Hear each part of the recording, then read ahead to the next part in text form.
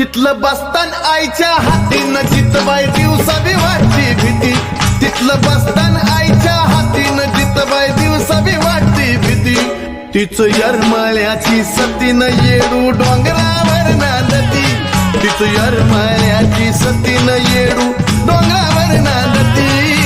यरमाळ्याची सती ग येडू डोंगरावर नांदती. तिचं यरमाळ्याची सती ग येडू